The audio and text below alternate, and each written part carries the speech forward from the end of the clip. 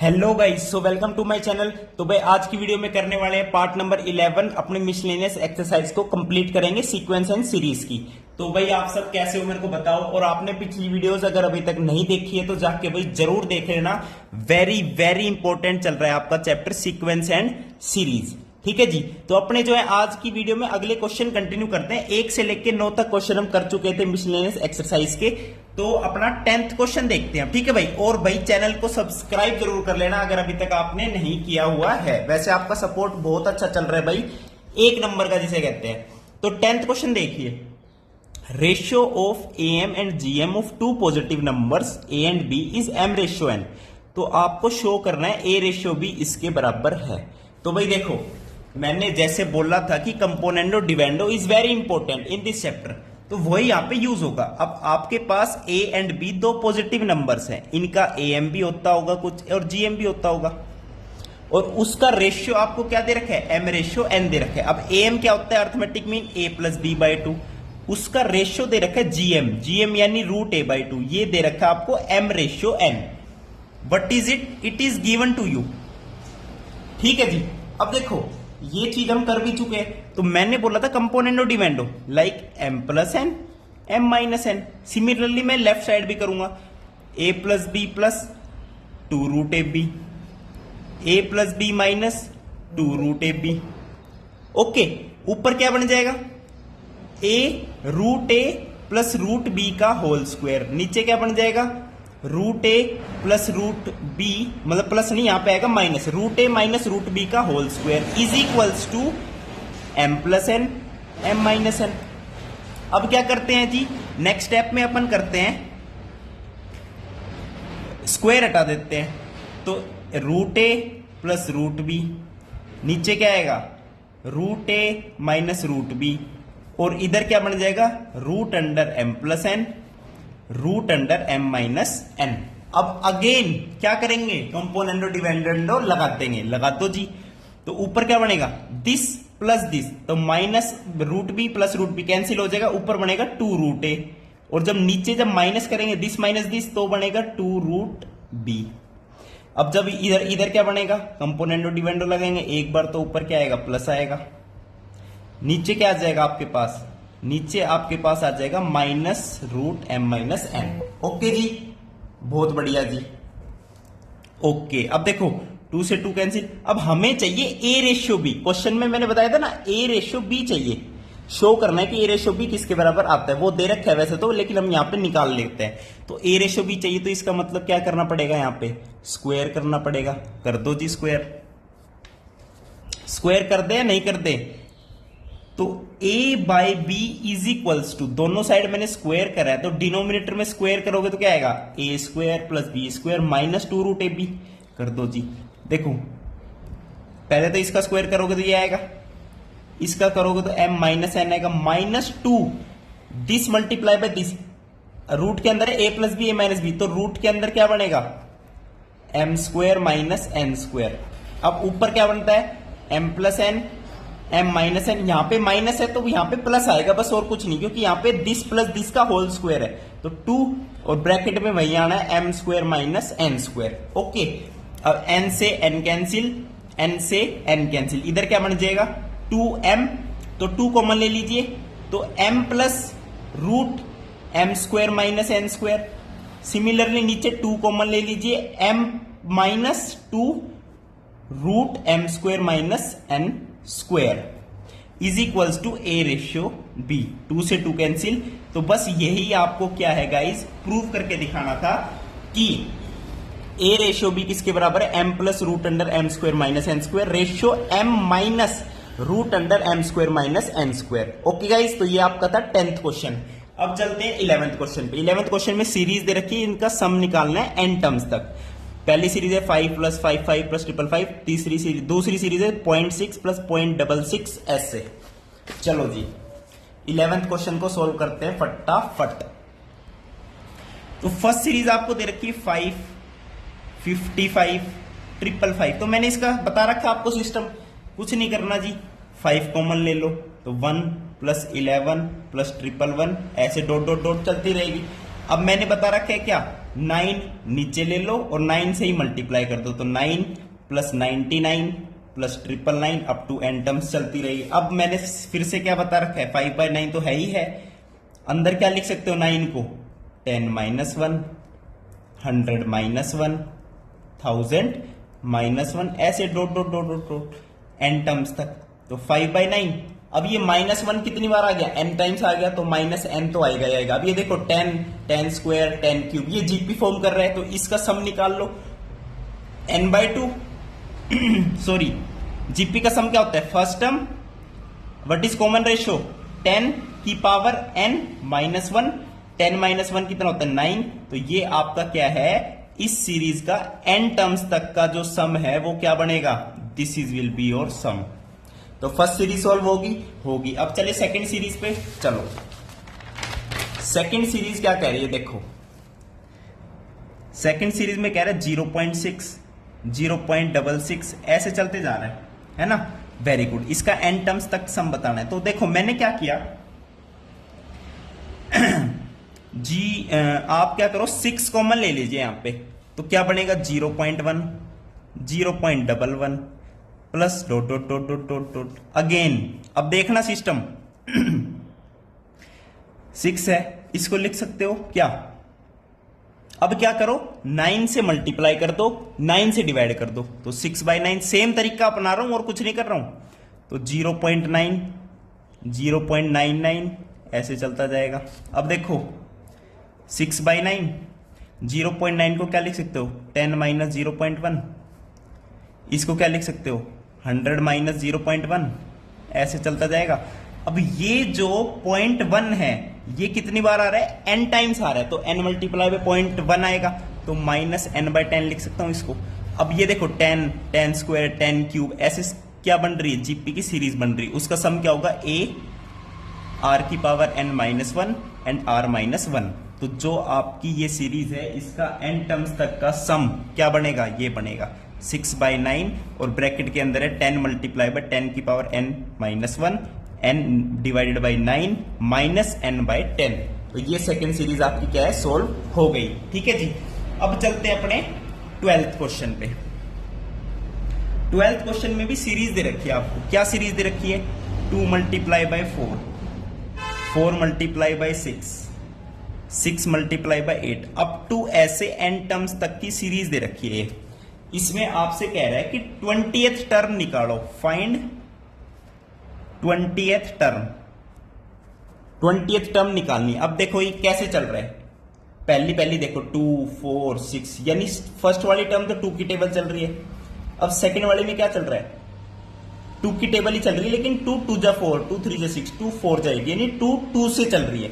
तो इसको कैसे लिख सकते हो गाइस, देखो पहली बारी में तो चल रही है 2 की power n by 2, 1 first term में तो 2 की पावर 1, 2 की पावर 2, मतलब 2 की पावर नहीं 2n, 2 की टेबल मतलब 2n चल रही है, 2 1 जा 2, 2 2 जा 4, 2 3 जा 6। ठीक है, this is your first term ये वाली, मल्टीप्लाई बाई सेकेंड टर्म 2 2 जा 4, 2 3 जा 6, यानी 2 की टेबल तो चल रही है लेकिन फर्स्ट टर्म 2 2 2 जा 4 आ रही है, तो n की वैल्यू 1 रखोगे तो देखो 2 इंटू 4 आएगा, n की वैल्यू 2 रखोगे तो 4 इंटू 6 आएगा। अब हमें चाहिए 20th टर्म, 20th टर्म के लिए n की जगह क्या रख दो, 20 रख दो, तो 20 मल्टीप्लाई बाय 2 40 और 40 प्लस 2 42, बस इसको सोल्व कर लो, 4 2 जा 8, 4 4 जा 16, 1680 इसका क्या आ जाएगा, आपका आंसर आ जाएगा। यानी जो 20th टर्म इस सीरीज के वो क्या है 1680। ठीक है, ये आपका 12th क्वेश्चन था। अब चलते हैं 13th क्वेश्चन पे। 13th क्वेश्चन देखो क्या कह रहा है, 13th क्वेश्चन कह रहा है फार्मर बाइज एक यूज्ड ट्रैक्टर, यानी सेकंड हैंड ट्रैक्टर खरीदता है 12,000 का। ठीक है, 6,000 तो कैश दे देता है और जो बाकी बचे उसको भाई इंस्टॉलमेंट में ही दे रहा होगा पक्का।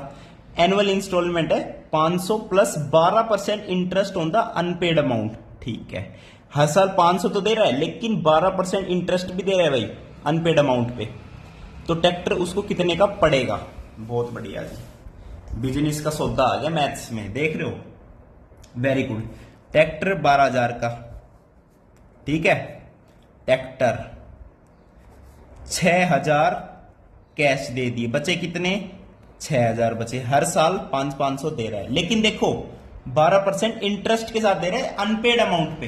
भाई इनिशियली अनपेड अमाउंट तो पूरी 6000 है, तो 12% ऑफ 6000 तो देगा ही देगा पहले साल में। 2 से 2 कट गया, 720 फर्स्ट ईयर में। ठीक से इतना ही बनेगा ना, 12% दे रहा है, बिल्कुल सही बात है। 720। अब बताओ क्या सौदा है। लेकिन जो फर्स्ट ईयर में वो 500 दे चुका है, ये तो मैं इंटरेस्ट कैलकुलेट कर रहा हूं, और हर साल 500 भी तो दे रहा है। तो इस बार जब सेकेंड ईयर की बारी आएगी तो अनपेड अमाउंट कितना बचेगा? 6000 में से 500 दे चुका तो 5500 बचेगा। तो इस बार इंटरेस्ट कितना बनेगा? 55 इंटू 12 बनेगा। तो 55 इंटू 12 कितना बनता है? 2 पंजे 10, 2 पंजे 10 और 11, 5 और 1 5, 0 6, 660। इस बार इंटरेस्ट थोड़ा कम बनेगा क्योंकि 500 वो भर चुका। भाई 500 तो हर साल दोगे, ये इंटरेस्ट अलग से है भाई, ये फालतू रुपए लग रहे हैं आपके, समझ रहे हो। और वही लास्ट में बताना है ट्रैक्टर उसको कितने का पड़ेगा लास्ट में। अब जब थर्ड ईयर की बात आई तो 12% तो लगेगा, लेकिन अनपेड अमाउंट किसका? अब 1000 भर चुका, 2 साल हो गए, तो 5000 का लगेगा इस बार। 2 से 2, 12 पंजे 60, 600। अब ये एक एपी फॉर्म कर रहा है, 720, 660, 600। ऐसे चेक कर लो कि कितने साल में।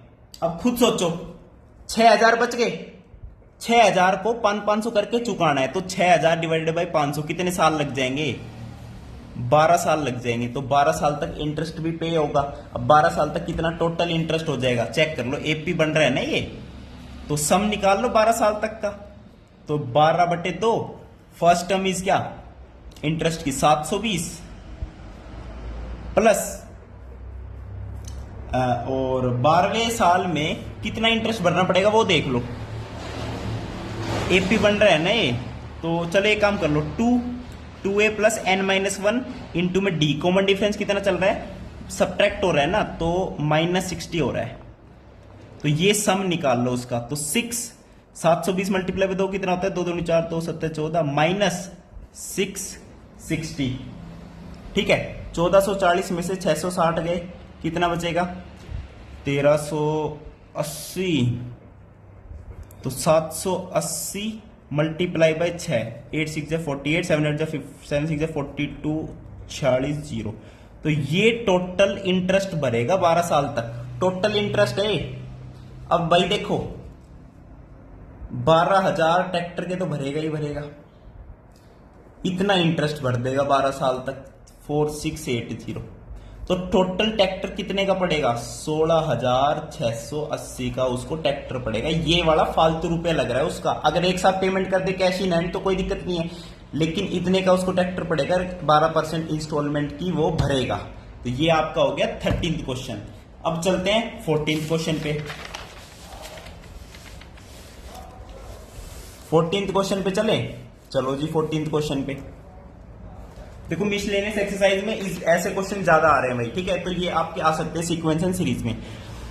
शमशेद अली एक स्कूटर खरीदता है 22,000 की, 4,000 तो कैश दे देता है, and agree to pay the balance in annual installment of 1000 plus 10% interest दे रहा है वो इस बार अनपेड अमाउंट पे। तो कितना का उसको स्कूटर पड़ेगा? अब देखो फटाफट लिख करूंगा इस क्वेश्चन को solve.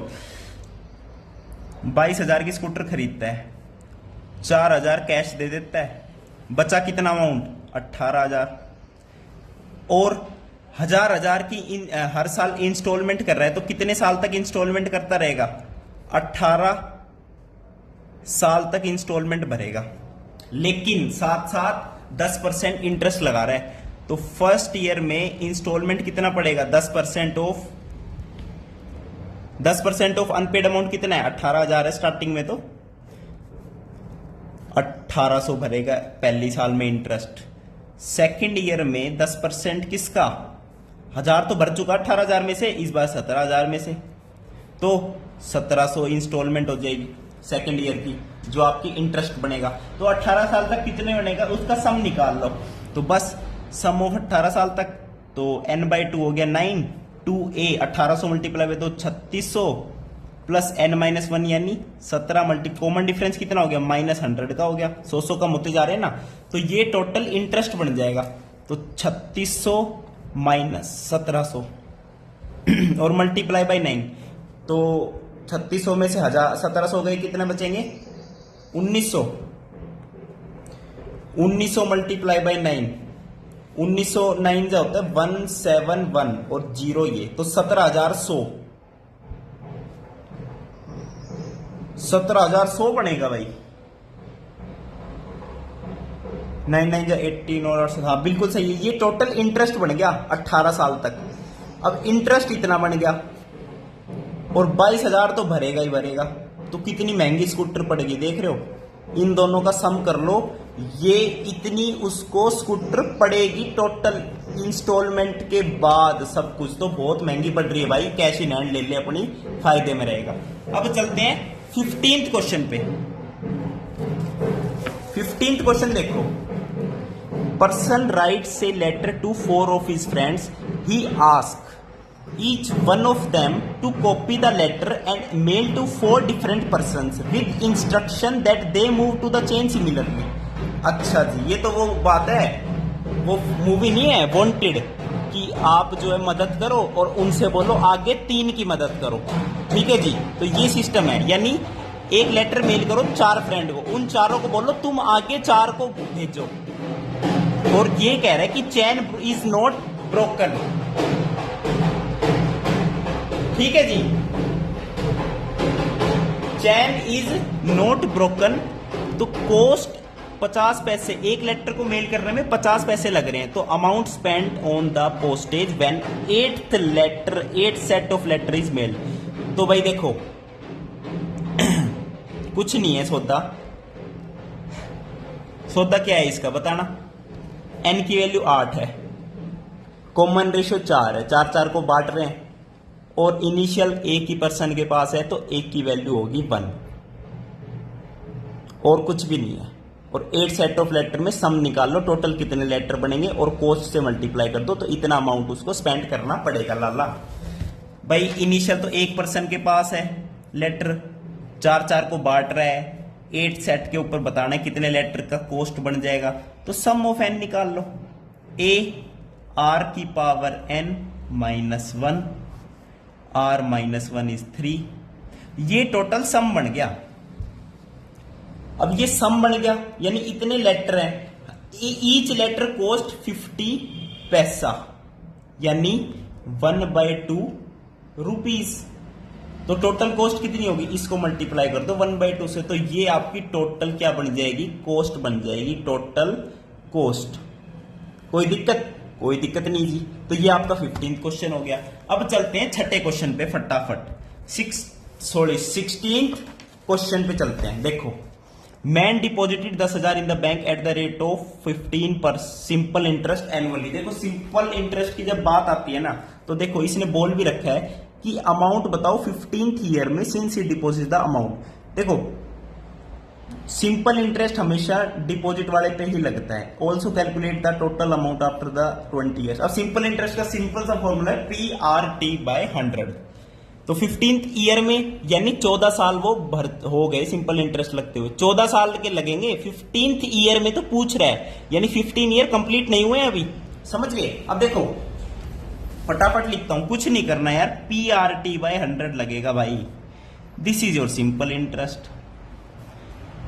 Principal amount is 10,000। What is rate दे रखा है 5%। टाइम कितना दे रखा है 14 ईयर लगाएंगे। 15th ईयर में पूछ रहे तो 14 साल हो गए टोटल, 100 से डिवाइड कर दो तो 14 पंजे 70 और ये कितना हो गया 7,000 हो गया।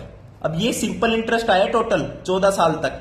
इनिशियल अमाउंट था आपका 10,000, तो 10,000 में सिंपल इंटरेस्ट ऐड होके टोटल अमाउंट बनती है आपकी 17,000। अब कह रहा है कि टोटल अमाउंट बताओ 20 साल बाद। अरे 20 साल बाद बता देंगे, टाइम की जगह बस कितना रख दो 20 ईयर्स रख दो। तो प्रिंसिपल अमाउंट, रेट तो उतना ही रहना है, टाइम कितना लगेगा 20 साल और नीचे 100 है, बस ये कितना हो गया 100 और 100 ये कितना हो गया 10,000 हो गया। यानी सिंपल इंटरेस्ट भी 10,000 और इनिशियल भी 10,000 था। तो जो टोटल अमाउंट बनेगी वो कितनी बनेगी 20,000 बनेगी total amount after 20 total amount after 20 years. तो ये था आपका 16th क्वेश्चन। अब चले फटाफट 17th क्वेश्चन पे। चलो जी सर 17th क्वेश्चन पे चलते हैं। 17th क्वेश्चन में क्या कह रहा है?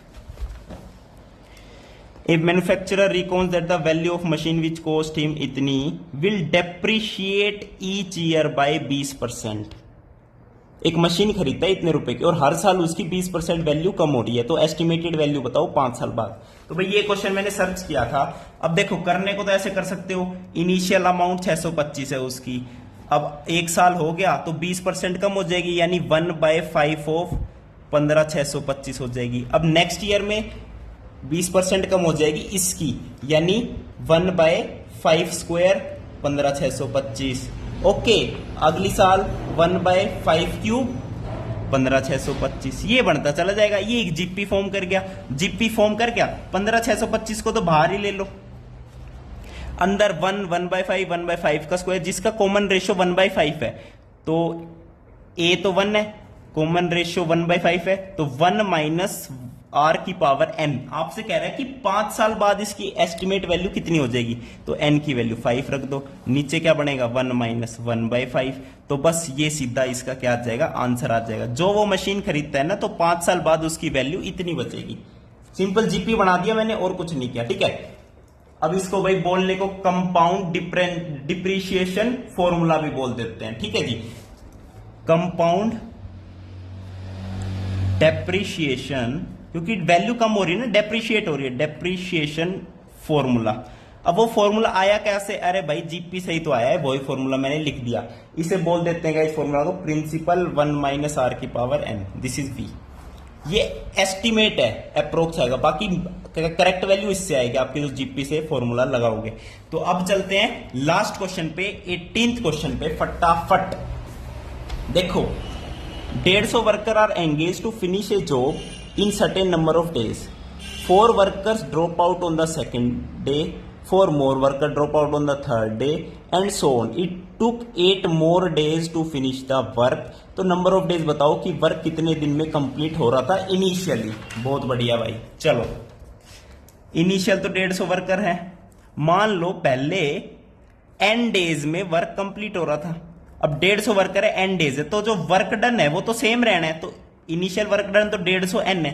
अब वर्कर कम होते जा रहे हैं, यानी पहले 150 है, फिर 146 है, 142 है, 4 कम होते जा रहे हैं। और कह रहा है कि जो नंबर ऑफ डेज है वो 8 दिन फालतू लग रहे हैं, पहले n डेज लग रहे थे, अब n+8 लग रहे हैं। अच्छा जी, बहुत बढ़िया। तो सम निकालो पहले। तो ये एक एपी फॉर्म कर रहे हैं, इस एपी का जो सम निकालोगे वो किसके बराबर होना चाहिए? वर्क इनिशियल वर्क डन के बराबर होना चाहिए, नहीं होना चाहिए? भाई वर्क डन तो सेम रहेगा, ठीक है जी। तो n+8/2 a 2a कर दो 300 प्लस n-1 यानी n+8 -1, तो n+7, कॉमन डिफरेंस 4 का चल रहा है, तो इसे थोड़ा सा सोल्व करें, कर लो जी। n+8/2 अंदर क्या बनेगा 300 प्लस 4n प्लस 28। अब ये वर्क डन ही है, एक तरीके से वर्क डन ही है, और इनिशियल कितना था 150n था। तो भाई इसको जब सोल्व करोगे तो देखो 300n is equals to n+8, 328 plus 14n। तो बस इसको सोल्व करना है। यहां से आपकी क्वाड्रेटिक इक्वेशन बन रही होगी, आपको दिख रहा है क्वाड्रेटिक इक्वेशन बन रही है, n² तो आएगा ही आएगा।